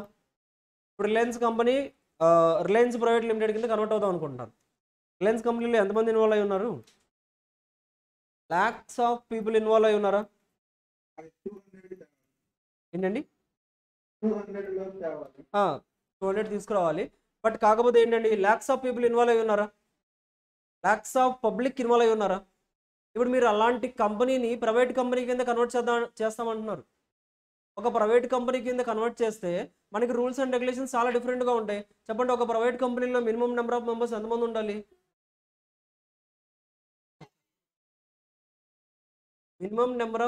ఎంతమంది ఉండాలి? మ్యాక్సిమం 200. మినిమం 2 మెంబర్స్ ఉండాలి, మ్యాక్సిమం 200 ఎక్సీడ్ అవ్వకూడదు. అర్థమవుతుందా? అంటే బట్ అది పబ్లిక్ కంపెనీలో అయితే మినిమం ఎంత ఉండాలి? Minimum number of members needs to be in the public company 7. Maximum unlimited, ఎంతమంది అయినా ఉండొచ్చు. ఇక్కడ ఏంటండి, అన్లిమిటెడ్ మెంబర్స్ ఉన్నారు ఇక్కడ. ఇప్పుడు మీరు ప్రైవేట్ కంపెనీ కింద కన్వర్ట్ చేస్తే లిమిటెడ్ అయిపోతారా? లిమిటెడ్ చేయాలా లేదా? లిమిటెడ్ చేయాలి. అండ్ ఈ పీపుల్ అందరూ కూడా ఎవరైతే కంపెనీని నమ్ముకొని ఇన్వెస్ట్ చేశారో వాళ్ళకి ప్రాపర్ జస్టిఫికేషన్ వెళ్తుందా లేదా చెక్ చేయాలా లేదా? ఎందుకంటే మీ ఇష్టం వచ్చినట్లుగా మీరు ఏంటి ప్రైవేట్ కంపెనీ కింద కన్వర్ట్ చేసేసారనుకోండి, ఆ పబ్లిక్ అందరూ లూజ్ అవుతారా అమౌంట్ ఇన్వెస్ట్ చేసిన వాళ్ళందరూ కూడా? That's why whenever you are converting the public company into the private company, you must to take the permission from the central government దగ్గర నుంచి పర్మిషన్ తీసుకోవాలి. అర్థమవుతుందా? ఇలా మేము public company, Reliance public company మేము, బట్ కాకపోతే మాకు ఈ రూల్స్ అండ్ రెగ్యులేషన్స్ అన్నీ మాకు వద్దు, సో మేము ప్రైవేట్ కంపెనీ కింద చిన్న కంపెనీ కింద ట్రాన్స్ఫర్ అవుదాం అనుకుంటున్నాం. ట్రాన్స్ఫర్ అవ్వండి, బట్ కాకపోతే సెంట్రల్ గవర్నమెంట్ అప్రూవల్ ఇవ్వాలి. సెంట్రల్ గవర్నమెంట్ అప్రూవల్ ఇవ్వకపోతే you can not convert your public company into the private company. అంతే కదండి. ఇప్పుడు ఫర్ ఎగ్జాంపుల్ మీరు కంపెనీస్లో ఇన్వెస్ట్ చేసుకుంటూ వెళ్ళిపోయారు పబ్లిక్, ఏదైనా కంపెనీ మనకి ఏదైనా కంపెనీ ఏంటండి, ఫర్ ఎగ్జాంపుల్ కంపెనీలో ఏదైనా లాస్ జరిగిందని తెలిసింది, లేదా కంపెనీ క్లోజ్ చేశారు, అల్టిమేట్గా ఏంటి పబ్లిక్ లూజ్ అవుతున్నారా? ఆ పబ్లిక్ వెళ్ళి ఎవరిని అడుగుతారు? గవర్నమెంట్ని అడుగుతారు. సార్ ఇలా కంపెనీ స్టార్ట్ చేశారు, మా అమౌంట్ అంతా వెళ్ళింది, ప్లీజ్ మాకు సేవ్ చేయండి అని గవర్నమెంట్ని అడుగుతారు. అవునా కదండి? చూసారా, మనకి చాలా కేసెస్ ఉన్నాయి కదా, చాలా కంపెనీస్ మనకి క్లోజ్ అయినప్పుడు కూడా ఏంటండి అల్టిమేట్గా వెళ్ళి మనం గవర్నమెంట్ రిక్వెస్ట్ చేస్తాం, సార్ ఇలా కంపెనీ స్టార్ట్ అయింది, మాకు ఇంత లాస్ జరిగింది, మీరే మాకు హెల్ప్ చేయాలి అని గవర్నమెంట్ని అడుగుతాం. దట్స్ వై ఏదన్నా ఇలాంటి డెసిషన్ తీసుకుంటున్నారా, పబ్లిక్ కంపెనీ నుంచి ప్రైవేట్ కంపెనీ కింద కన్వర్ట్ అయితే central government approval is mandatory. అవుతుందా? క్లియర్? That's it. సో ఆ తర్వాత సెంట్రల్ గవర్నమెంట్ అప్రూవల్ వచ్చిన తర్వాత మీరు అప్పుడు రిజిస్టర్కి పంపించాలి. ఆర్ఓసి రిజిస్టర్కి పంపించి, ఇదిగోండి సార్ స్పెషల్ రెజల్యూషన్ పాస్ చేసాం, సెంట్రల్ గవర్నమెంట్ నుంచి అప్రూవల్ వచ్చేసింది, so now this is the time for you, so please convert our company to the public to private. అవుతుందా? క్లియర్? పర్ఫెక్ట్. చూడండి ఇప్పుడు any alteration having the effect of conversion of a public company into a private company shall not be valid unless it is approved by an order of the central government approval ఇవ్వకపోతే మీరు ఏదైతే conversion చేద్దాం అనుకుంటున్నారో ఆ conversion valid అవ్వదు. అంటే central government permission is mandatory. ఓకేనా? On an application made, application కూడా పంపించాలి. ఆ అప్లికేషన్ కూడా ఎలా పంపించాలో చూడండి. On an application made within 60 days from the date of the passing of the special resolution. అంటే ఇక్కడ మీనింగ్ ఏంటండి, మనం స్పెషల్ రిజల్యూషన్ పాస్ చేసాము. ఇక్కడ ఈ స్పెషల్ రిజల్యూషన్ పాస్ చేసిన వితిన్ 60 days లోపల, within 60 days you need to take the approval from the central government. 60 days cross అయిపోయింది అనుకోండి, మళ్ళీ మీరు స్పెషల్ రిజల్యూషన్ ఫ్రెష్గా యూ నీడ్ టు టేక్, మళ్ళీ స్పెషల్ రిజల్యూషన్ పాస్ చేయాలి. అంటే ఇక్కడ వ్యాలిడిటీ, స్పెషల్ రిజల్యూషన్ మీరు ఏదైతే పాస్ చేశారో, అప్రూవల్ తీసుకున్నారు మెంబర్స్ దగ్గర నుంచి, ఆ అప్రూవల్ యొక్క వ్యాలిడిటీ ఓన్లీ 60 days. 60 days లోపు మీరు కంపల్సరీగా వెళ్ళి సెంట్రల్ గవర్నమెంట్ దగ్గర నుంచి అప్రూవల్ తెచ్చుకోవాలి. అర్థమవుతుందా? Clear? That's it. So C, approved by an order of the central government on an application made within 60 days from the date of the passing of the special resolution be filed with the regional director in e-form number RD1. regional director దగ్గర మనం like filing కూడా చేయాలి. along with the fee as provided by the company's registration of the officers and rules and shall be accompanied by the following documents. So మీరు proper fee ఏదైతే ఉందో, proper fee, application అవన్నీ కూడా fill చేసి special resolution వచ్చిన 60 days లోపల form number RD, regional director RD number 1 ఉంటుంది, ఆ RD నెంబర్ ఫైల్ చేసి సెంట్రల్ గవర్నమెంట్కి పంపించాలి. ఓకేనా? దీంతో పాటుగా, ఈ అప్లికేషన్తో పాటుగా మీరు కొన్ని డాక్యుమెంట్స్ కూడా అటాచ్ చేయాలండి. ఈ అప్లికేషన్తో పాటుగా you need to attach some documents. A documents attach చేస్తారు? మీరు ఏం చేంజ్ చేద్దాం అనుకుంటున్నారు? లైక్ ఇక్కడ ఏంటండి, మీరు ఇప్పుడు ఏమేమి చేంజ్ అయిపోతున్నాయి, మనకి ఆర్టికల్స్ చేంజ్ అయిపోతుంది, MOA కూడా చేంజ్ చేయాలి. MOAలో కూడా నేమ్ క్లాజ్లో మనం రాసామా, రిలయన్స్ లిమిటెడ్ అని రాసాం. ఇప్పుడు అది కూడా చేంజ్ చేయాలి కదా, రిలయన్స్ ప్రైవేట్ లిమిటెడ్ కింద చేంజ్ చేయాలి. That's why draft copy of the memorandum of association and articles of association, ఈ 2 డాక్యుమెంట్స్ ఒక డ్రాఫ్ట్ కాపీ ఒకటి తీసుకోండి విత్ ప్రపోజ్డ్ ఆల్టరేషన్స్. అంటే మీరు ఏం చేంజెస్ చేద్దాం అనుకుంటున్నారు, ఆ ఆల్టరేషన్స్ అంటే చేంజెస్, ఏ చేంజెస్ అయితే చేద్దాం అనుకున్నారో ఆ చేంజెస్తో పాటుగా, లైక్ మీరు ఏదైతే డాక్యుమెంట్స్ MOA తీసుకోండి, దాంతోపాటుగా మీరు ఏం చేంజెస్ చేద్దాం అనుకుంటున్నారు ఆ 2 కంబైన్ చేసి ఒక డాక్యుమెంట్ అనేది ప్రిపేర్ చేయండి. And copy of the minutes of the general meeting. Copy of the minutes అంటే తెలుసా? సెకండ్స్ తెలుసు, మినిట్స్ తెలుసు, అవర్స్ తెలుసు. అవునా? మనకి పార్లమెంట్లో ఎప్పుడన్నా మీటింగ్స్ చూసారా? నార్మల్గా గొడవలు జరుగుతుంటాయి కదా, అక్కడ ఏదైతే జరుగుతాయో అది ప్రతిదీ కూడా రికార్డ్ చేస్తారు. తెలుసా మీకు? అప్పుడప్పుడు చెప్తూ ఉంటారు, ఇది రికార్డులో రాలేదు మాకు, నేను ఏదైతే చెప్పానో ఇది రికార్డులో తీసాం మేము, ఇలా చెప్తూ ఉంటారు. విన్నారు ఎప్పుడన్నా? అంటే రికార్డ్ అంటే ఇప్పుడు ఫర్ ఎగ్జాంపుల్ మనం రెజల్యూషన్ చెప్పామా, మనం రెజల్యూషన్ అంటే ఏంటి? డెసిషన్ తీసుకోవడం. అంటే డెసిషన్ అంతా కూడా ఎక్కడ జరుగుతుంది? ఒక మీటింగ్లో జరుగుతుంది. కంపెనీ ఒక మీటింగ్ ఏర్పాటు చేస్తుంది, అందులో మెంబర్స్ అందరూ వస్తారు, దే విల్ డిస్కస్. సో మేము ఇది చేద్దాం అనుకుంటున్నాం, ఇలా చేంజెస్ చేద్దాం అనుకుంటున్నాం, మీరందరూ యాక్సెప్టెడా? అలా ఏదైతే మీటింగ్ జరుగుతుందో ఆ మీటింగ్ అంతా కూడా ఒక బుక్లో రాస్తారండి. ఈచ్ అండ్ ఎవ్రీ లైన్ ఒక పర్సన్ ఉంటారు, ఏదైతే జరుగుతుందో అదంతా రికార్డ్ చేస్తూ ఉంటారు. దాన్ని మనం మినిట్స్ బుక్ అంటాం. సో ఇదంతా కూడా మనం మేనేజ్మెంట్ అండ్ అడ్మినిస్ట్రేషన్ చాప్టర్లో నేర్చుకుంటాం. సపరేట్ సెక్షనే ఉంది మనకి మినిట్స్ బుక్ మొత్తం కూడా ఎలా ప్రిపేర్ చేయాలి, ఆ డాక్యుమెంట్ ఎన్ని డేస్ ప్రిజర్వ్ చేయాలి, సో ఎలాంటి డీటెయిల్స్ అనేది అందులోంచి డిలీట్ చేయొచ్చు, ఎలాంటి డీటెయిల్స్ యాడ్ చేయాలి, అలా ఒక కాన్సెప్టే ఉంటుంది. బట్ ఫర్ నౌ మినిట్స్ అంటే ఏంటంటే అంటే ఒక రికార్డ్ కీపింగ్ అంతే. మీటింగ్లో ఏదైతే ఇన్ఫర్మేషన్ జరుగుతుందో అదంతా రికార్డ్ చేయడం, దాన్ని మనం మినిట్స్ అంటాం. సో మీరు అలా ఏదైతే general meeting special resolution pass చేశారు కదా, ఆ స్పెషల్ రిజల్యూషన్ పాస్ చేసినప్పుడు మినిట్స్ బుక్ ఏదన్నా ఉంటే ఆ మినిట్స్ బుక్ కూడా ఇవ్వండి. మీరు డెసిషన్స్ ఎలా తీసుకున్నారు, మెంబర్స్ ఎలా అప్రూవల్ ఇచ్చారు, అదంతా కూడా అందులో ఉంటుంది. సో ఆ మినిట్స్ బుక్ ఇవ్వండి. అలాగే బోర్డు రిజల్యూషన్ ఏదైనా పాస్ చేస్తే, లైక్ రీసెంట్గా 30 days లోపల ఏదైనా మీరు బోర్డు రిజల్యూషన్ పాస్ చేస్తే అది కూడా ఇవ్వండి. Declarations, key managerial persons. So key managerial persons అంటే మెయిన్ పర్సన్స్ ఎవరైతే కంపెనీని హ్యాండిల్ చేస్తున్నారో, చైర్పర్సన్ కావచ్చు, ఎవరైతే ఉన్నారో వాళ్ళ యొక్క డిక్లరేషన్ కూడా ఇవ్వండి. సో ఈ డీటెయిల్స్ అన్నీ కూడా you need to attach with the అప్లికేషన్తో అటాచ్ చేసి రీజనల్ డైరెక్టర్ సెంట్రల్ గవర్నమెంట్కి పంపించాలి. ఇవన్నీ చెక్ చేసి ఎస్ వ్యాలిడ్గానే ఉంది, కన్వర్ట్ చేయొచ్చు అని అనుకుంటే central government will pass the approval order. మీకు అప్రూవల్ ఆర్డర్ అప్పుడు వస్తుంది. That's it. In case of private company wear post alteration, so ఇక ఆల్టరేషన్ అయిపోయిన తర్వాత మీరు రూల్స్ అండ్ రెగ్యులేషన్స్ ఏవైతే ఉన్నాయో పబ్లిక్ కంపెనీ నుంచి ప్రైవేట్ కంపెనీ కింద కన్వర్ట్ అయిపోతుంది. దెన్ ప్రైవేట్ కంపెనీకి ఏదైతే రూల్స్ ఉంటాయో ఆ రూల్స్ ఫాలో అయిపోతే చాలు, పబ్లిక్ కంపెనీ రూల్స్ ఫాలో అవ్వాల్సిన అవసరం లేదు. సింపుల్. చూడండి తర్వాత filing of the alteration with the registrar. ఇక్కడ మీరు ఏదైతే ఆల్టరేషన్ చేశారో ఇప్పుడు అల్టిమేట్గా ఫైనల్ స్టెప్ ఏంటంటే మనకి ఫైనల్గా we need to go to the ఆర్ఓసీకి వెళ్ళాలి కదా. ఆర్ఓసీ దగ్గర మన డీటెయిల్స్ అన్ని రిజిస్టర్ అయ్యి ఉన్నాయి. సో దట్స్ వై ఆర్ఓసీ దగ్గరికి వెళ్ళి ఆర్ఓసీ చూడండి మేము రెజల్యూషన్ తీసుకున్నాం, సెంట్రల్ గవర్నమెంట్ నుంచి అప్రూవల్ తీసుకున్నాం, this is the time for you, మీరు ఇప్పుడు అప్డేట్ చేసుకోండి మీ రికార్డ్స్లో. అర్థమవుతుందా? So that's why you need to go to the ROC also. Every alteration of the articles and a copy of the order of the central government. So central government order ఇచ్చింది, మీరు ఏదైతే alteration చేస్తున్నారో that shall be filed with the రిజిస్ట్రార్తో file చేయాలి.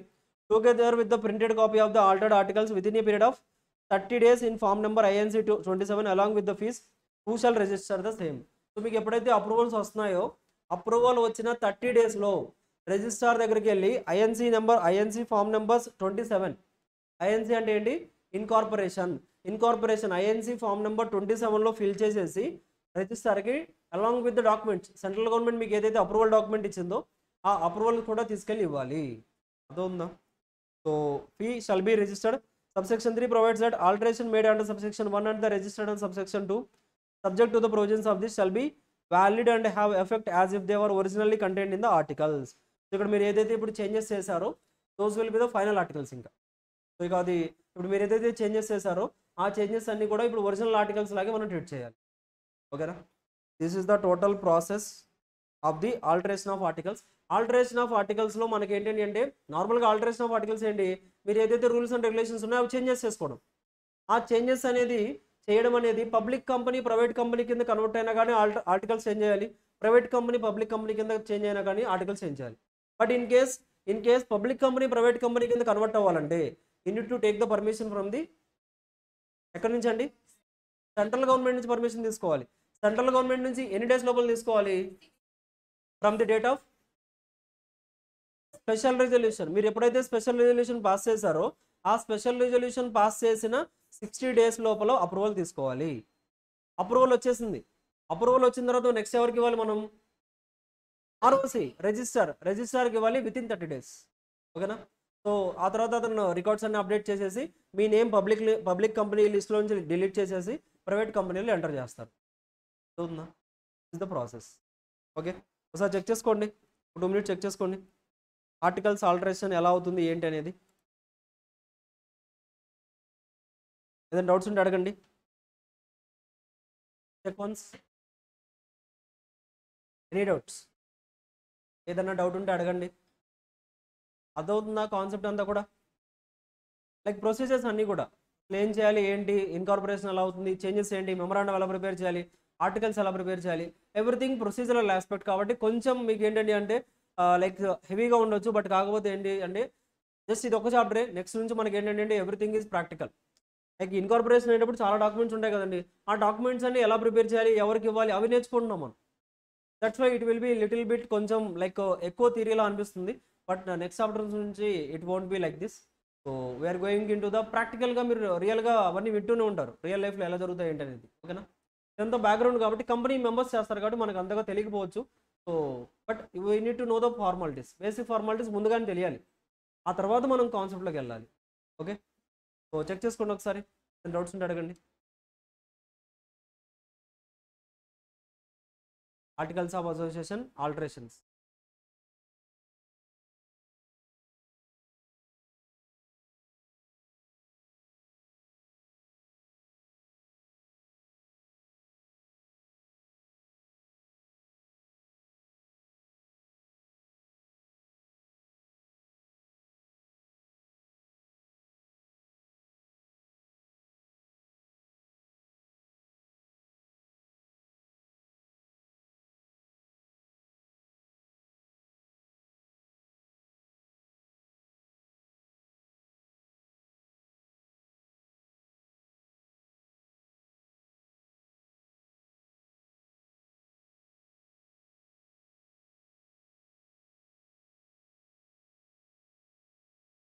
కొన్ని MCQs చేస్తారా ఇప్పటివరకు జరిగిన కాన్సెప్ట్ మీద?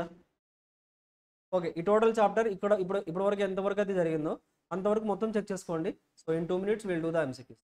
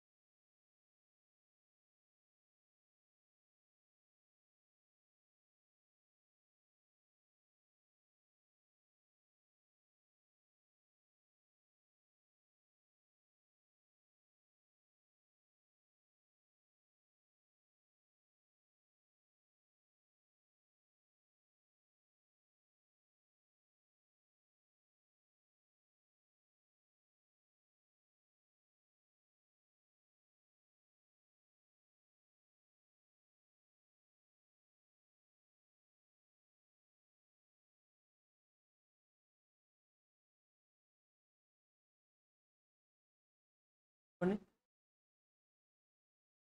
ఉంటారండి. మనం ఆ నామినీ కంపల్సరీ ఉండాలి. ఎందుకంటే ఒక పర్సనే కదా, సో అతను ఒకవేళ వెళ్ళిపోతే కేస్ ఆఫ్ డెత్ అయినా కానీ ఇంకో పర్సన్ ఉండాలి కదా. Nominee appointment mandatory in OPC. ఇంకా మనం డిస్కస్ చేయలేదు ఓపీసీ గురించి. ఓపీసీ చదవద్దండి, ఓపీసీ మనం చెప్పలేదు ఇంకా. ఓకేనా, అందులో కొన్ని అమెండ్మెంట్స్ ఉన్నాయి, అవి యాడ్ చేసి చెప్పేస్తాను మీకు.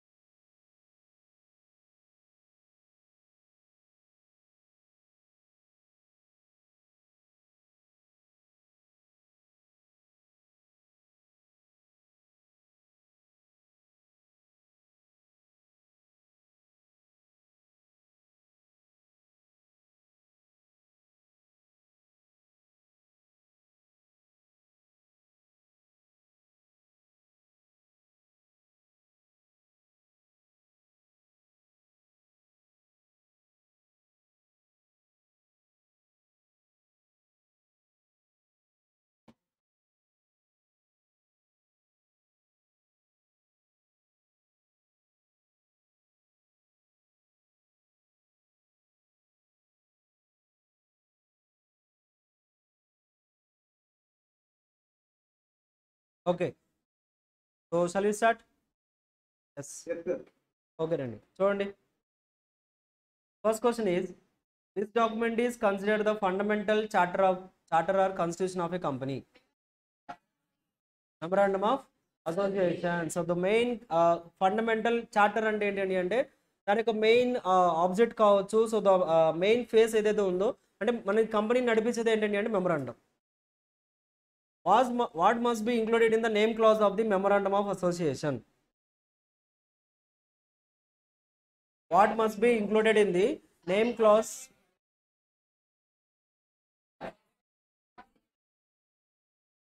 అడ్రస్ ఉండకూడదా? అడ్రస్ ఎక్కడ ఉండాలండి? అడ్రస్ ఏ క్లాస్లో ఉండాలి? Primary business activity, the company's primary business activity, object class. Liability of the members, liability class. So ఇక్కడ ఆప్షన్ ఏంటి? A. So under section 4 subsection 1 clause B, which details is required in the situation clause of the memorandum of association?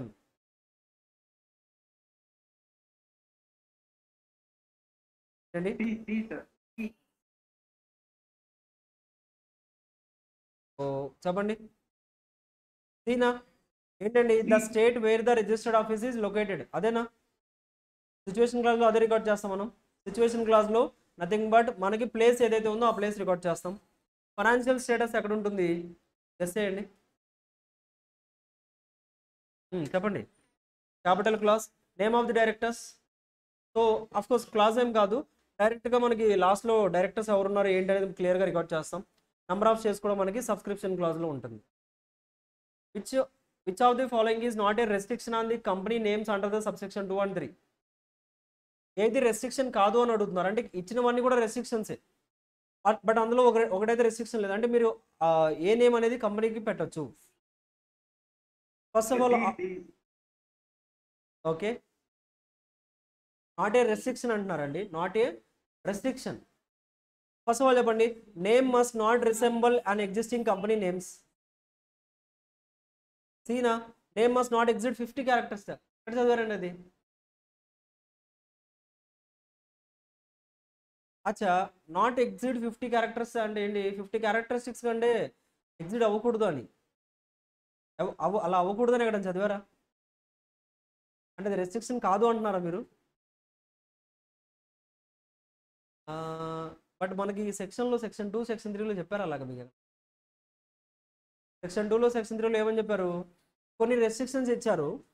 ఆ restrictions తగ్గట్టుగా ఉండకూడదు. మనం ఆ restrictions ఏంటి, ఆ రెస్ట్రిక్షన్స్లో కానీ రెస్ట్రిక్షన్ ఏంటి అని చెప్తున్నారు. అంటే దానికి ఆపోజిట్లో చెప్పాలి. సింపుల్ చూడండి, for example name must not include the ward board. ఇది రెస్ట్రిక్షనా కాదా? అది రెస్ట్రిక్షనే. బోర్డ్ అనేది బోర్డు కానీ లేకపోతే అథారిటీ అని, సెంట్రల్ గవర్నమెంట్, స్టేట్ గవర్నమెంట్ అని, లేకపోతే ఇలా మనం అసెంబ్లీ అని ఇలా యూస్ చేయొచ్చా? ఏ కంపెనీ నేమ్లో కూడా ఇలాంటి వర్డ్స్ యూస్ చేయకూడదు. అర్థమవుతుందా? సో ఇది రెస్ట్రిక్షనే. మన రెస్ట్రిక్షన్స్ లిస్ట్లో చాలా చదువుకున్నాం కదా, అందులో బోర్డ్ అనేది రెస్ట్రిక్షనే. Name must not option B చూద్దాం. Name must not contain the words suggesting government affiliations. అవునా కదా? గవర్నమెంట్ అఫిలియేషన్స్ ఉండొచ్చా? గవర్నమెంట్ అఫిలియేషన్స్ అంటే గవర్నమెంట్కి తగ్గట్టుగా నరేంద్ర మోడీ ప్రైవేట్ లిమిటెడ్ పెట్టొచ్చు అండి. అలాగా ఉంచకూడదు కదా. ఎందుకు? It is indicating the government indicate చేస్తుంది అది. దట్స్ వై గవర్నమెంట్ అఫిలియేషన్స్ కూడా నేమ్ అనేది ప్లేస్ చేయకూడదు. ఓకే, ఆప్షన్ ఏ ఏంటండి? Name must not resemble on an existing company names. So కరెక్టేనండి ఆప్షన్ సి. అయితే కన్ఫ్యూజ్ అయిపోయారా? So correct. యాక్చువల్గా ఏంటండి, మనకి name must not be in existent company. అంటే కంపెనీ ఆల్రెడీ ఎగ్జిస్టెంట్లో రిలయన్స్ ఉంది, మళ్ళీ మనం రిలయన్స్ అని కంపెనీ యూస్ చేయొచ్చా? మనం కంపెనీ స్టార్ట్ చేస్తాం, రిలయన్స్ అని పెట్టవచ్చా? టాటా అని పెట్టవచ్చా? ఉంచకూడదు. ఎందుకండి? ఎగ్జిస్టింగ్ కంపెనీ నేమ్ ఇంకొక కంపెనీకి ఇవ్వకూడదు. ఇవన్నీ రెస్ట్రిక్షన్సే కదా. ఇవన్నీ రెస్ట్రిక్షన్స్ అండి. కానీ ఇది ఏంటండి అంటే ఆప్షన్ సి కరెక్టే. సో యాక్చువల్గా మిగతా ఆప్షన్స్ చదవలేదు, బట్ ఇక్కడ నాట్ ఏ రెస్ట్రిక్షన్ అంటున్నారు కాబట్టి సో ఇవన్నీ రెస్ట్రిక్షన్సే. మనం ఇవన్నీ చదువుకున్నాం కదా. So this is not a restriction given under the section number 2 and 3. Section number 2 and 3లో ఈ రెస్ట్రిక్షన్ అసలు ఎక్కడా ఇవ్వలేదు మనకి. ఓకేనా? Super. Okay, clear. So and the next one is how long is reserved the name valid upon approval from the registrar. Registrar approval ఇచ్చేసారు మీ నేమ్కి. మీరు వెళ్ళి ఒక నేమ్ చెప్పారు, ఇన్ఫోటెక్ ప్రైవేట్ లిమిటెడ్ సార్ ఈ నేమ్ మాకు ఇవ్వండి అని మీరు అడిగారు. రిజిస్ట్రార్ కూడా అప్రూవల్ చేశారు. అప్రూవల్ చేసిన తర్వాత ఆ నేమ్ ఎన్ని డేస్ రిజర్వ్ అవుతుంది? 20 డేస్ వరకు మాత్రమే నేమ్ విల్ బి రిజర్వ్డ్. ఆ లోపు మీరు కంపెనీ స్టార్ట్ చేసేయాలి, లేదా ఆ నేమ్ వేరే వాళ్ళు వచ్చి అడిగితే వేరే వాళ్ళు కూడా ఇచ్చేస్తారు. ఓకేనా? So reservation of the name will be valid for 20 days only. And the next one is, what must a company do if it has a change in its object clause after raising the money from the public?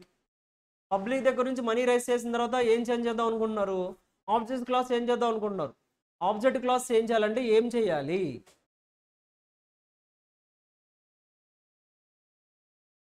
Sir.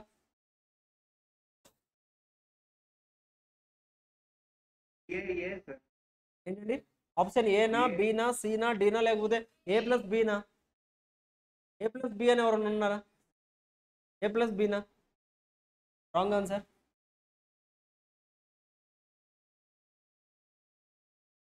ఏంటండి option B. ఎందుకు కాదో చెప్తాను. First చూడండి, publish a notice in the local newspaper only అన్నారు అక్కడ. అంటే ఒక్క news పేపర్లో సబ్మిట్ చేస్తే అయిపోతుందా? కాదండి, ఒక్క న్యూస్ పేపర్లో సబ్మిట్ చేస్తే అవ్వదు. న్యూస్ పేపర్తో పాటుగా you need to send the notices to the public also. Public ఎవరైతే ఉన్నారో, లైక్ పబ్లిక్ అంటే షేర్ హోల్డర్స్ ఎవరైతే ఉన్నారో వాళ్ళందరికీ కూడా త్రూ ద పోస్టల్ బ్యాలెట్స్లో, లైక్ పోస్ట్లో ఆ యొక్క నోటీస్ కూడా పంపించాలి, అందరికీ పంపించాలి. సార్ ఇలా మేము ఒక లైక్ మెమరాండంలో ఆబ్జెక్ట్ క్లాస్ చేంజ్ చేద్దాం అనుకుంటున్నాం, మీ అప్రూవల్ కావాలి అని వాళ్ళకి పోస్ట్ పంపించాలండి. ఓకేనా? మెంబర్స్ కూడా ఓటింగ్ అనేది, కంపెనీ మీటింగ్ వచ్చి ఓటింగ్ ఇవ్వాల్సిన అవసరం లేదు. వాళ్ళు కూడా పోస్టల్లోనే like they can give their voting. 75% voting చెప్పుకున్నామా? ఆ 75% ఓటింగ్ అనేది జస్ట్ పోస్టల్లో వాళ్ళు ఓటింగ్ ఇస్తే సరిపోతుంది. దాన్ని మనం పోస్టల్ బ్యాలెట్ అంటాం. పోస్టల్ బ్యాలెట్ అంటే టోటల్ ప్రాసెస్ అంతా కూడా త్రూ ద పోస్ట్ జరుగుతుంది. అంటే ఏ మెంబర్ కూడా కంపెనీకి ఫిజికల్గా వచ్చి మీటింగ్ అటెండ్ అవ్వట్లేదు. So they are doing in the postal ballot. Postal బ్యాలెట్లోనే ఓటింగ్ కూడా కంప్లీట్ అవుతుంది. So that is mandatory for in case you change the objects of the memorandum. మెమరాండంలో ఏదైతే మనం ఆబ్జెక్ట్స్ చెప్పుకున్నామో ఆ ఆబ్జెక్ట్స్ కనుక చేంజ్ చేయాలంటే కంపల్సరీగా 2 కండిషన్స్ సాటిస్ఫై చేయాలి. ఒకటి, మీరు మెంబర్స్ అందరికి కూడా పోస్టల్లో నోటీసెస్ పంపించాలి. దాంతోపాటుగా న్యూస్ పేపర్స్లో అడ్వర్టైజ్మెంట్ ఇవ్వాలి. ఎన్ని న్యూస్ పేపర్స్లో అడ్వర్టైజ్మెంట్ ఇవ్వాలి? 2 news papers. First one is, next one is vernacular news paper. అలాగే కంపెనీకి ఏదైనా వెబ్సైట్ ఉంటే వెబ్సైట్లో కూడా పోస్ట్ చేయాలి. ఈ 3 కండిషన్స్ అనేది మ్యాండేటరీగా ఫాలో అవ్వాలండి. ఓకేనా? సో ఇక్కడ ఏంటంటే అంటే ఇక్కడ ఓన్లీ అన్నారు కాబట్టి రాంగ్ ఆన్సర్ అండి ఇది. So pass a special resolution through the postal ballot. Correct answer. చదవండి మీరే. ఏంటండి? Perfect. What does the doctrine of constructive notice imply? Doctrine of constructive notice దేన్ని ఇంప్లై, దేనికి అంటే ఏం చెప్తుంది?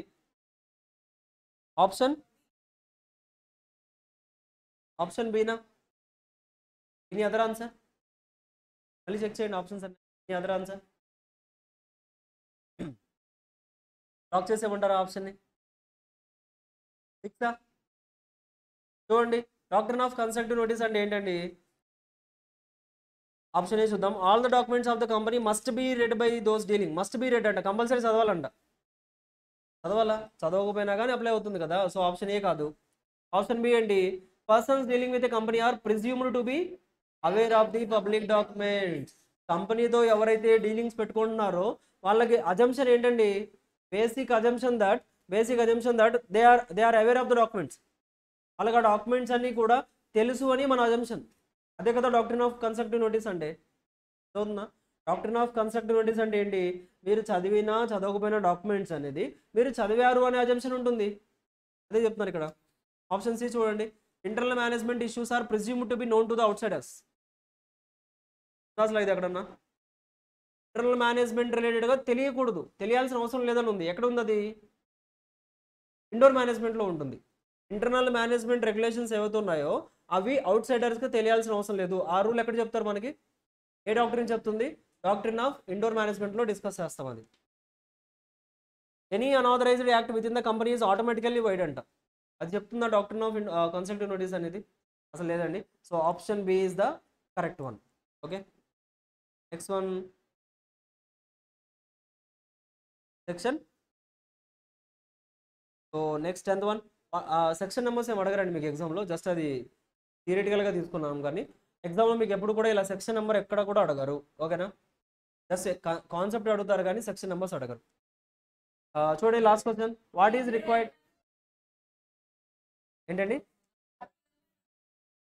What is required if a company wishes to convert from the public company నుంచి private company కింద కన్వర్ట్ అవ్వాలంటే కంపెనీ ఏం చేయాలి, రిక్వైర్మెంట్స్ ఏంటి, approval from the central government is mandatory. అవునా కదా, మీరు స్పెషల్ రెజల్యూషన్ పాస్ చేసినంత మాత్రాన మీకు కన్వర్షన్ అయిపోతుందా, కాదండి. మీరు స్పెషల్ రెజల్యూషన్ పాస్ చేసినా చేయకపోయినా కానీ కంపల్సరీగా సెంట్రల్ గవర్నమెంట్ అప్రూవల్ ఇస్తేనే కన్వర్షన్ అవుతుంది. సెంట్రల్ గవర్నమెంట్ అప్రూవల్ లేకపోతే conversion will not happen.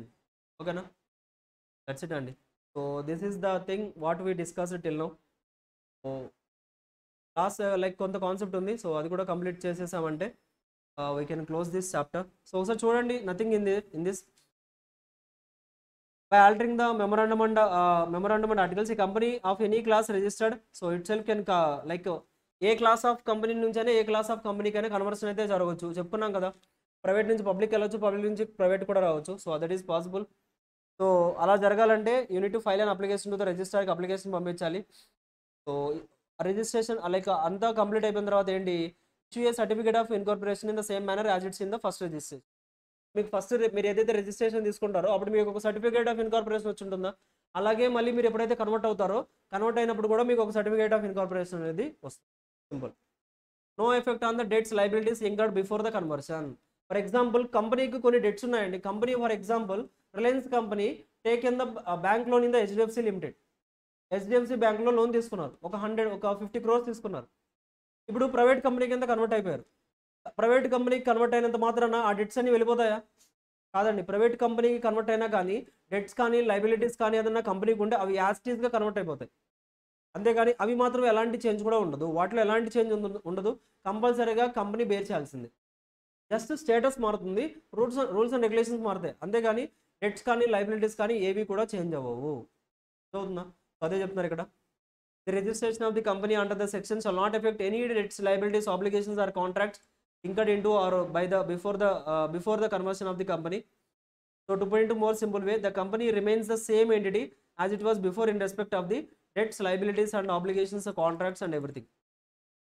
So company రిలేటెడ్గా కాంట్రాక్ట్స్ కానీ ఏవైతే ఉన్నాయో లేదా డెట్స్ కానీ ఏవైతే ఉన్నాయో అవన్నీ కూడా యాస్టీస్గా ఉంటాయండి. వాటిలో అయితే ఎలాంటి చేంజ్ కూడా ఉండదు. ఆఫ్టర్ ది కన్వర్షన్ అయిన తర్వాత డెట్స్లో ఎలాంటి చేంజ్ ఉండదు. కంపెనీ స్టేటస్ మారిపోతుంది, రూల్స్ అండ్ రెగ్యులేషన్స్ మారిపోతాయి. క్లియర్, అంతేనండి. This is what all about the incorporation of the companies and matters incidental thereto. ఓకేనా, కంపెనీ ఇన్కార్పొరేషన్ నేర్చుకున్నాం. ఆ కంపెనీ ఇన్కార్పొరేషన్ అయిన తర్వాత కొన్ని ఫార్మాలిటీస్ ఉన్నాయి, కొన్ని మ్యాటర్స్ ఉన్నాయి. ఆ మ్యాటర్స్ ఎలా ఉంటాయి, ఎలా డీల్ చేయాలనేది నేర్చేసుకున్నాం. లైక్ మెమరాండం, ఆర్టికల్స్, వాటిని ఎలా ఆల్టర్ చేయాలి. ఆల్టరేషన్ చేసినప్పుడు ఆర్టికల్స్ ఎప్పుడు ఆల్టర్ చేయగలం. పబ్లిక్ కంపెనీ నుంచి ప్రైవేట్ కంపెనీ కింద కన్వర్ట్ చేసినప్పుడు కూడా you can change the articles alter చేయాలంటే కండిషన్స్ ఏంటి, డాక్టర్ ఆఫ్ కన్స్ట్రక్టివ్ అంటే ఏంటి, డాక్టర్ ఆఫ్ ఇండోర్ మేనేజ్మెంట్ అంటే ఏంటి, డాక్టర్ ఆఫ్ అల్ట్రా వైర్స్ అంటే ఏంటి, ఇలా మనం మల్టిపుల్ ప్రొవిజన్స్ అన్ని కూడా ఈ చాప్టర్లో నేర్చుకున్నాము. క్లియరా, అండర్స్టూడ్, అర్థమైందా, ఏదైనా డౌట్స్ ఉన్నాయా? That's it. So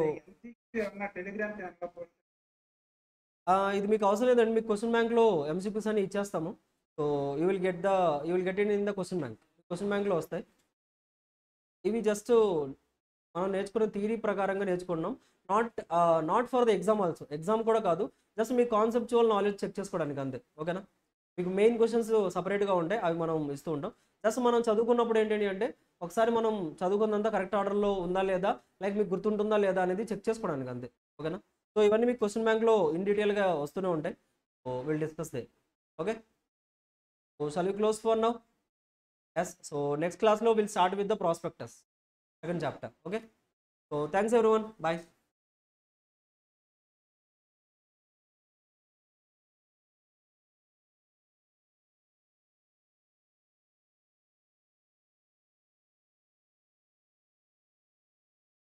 Recording stopped.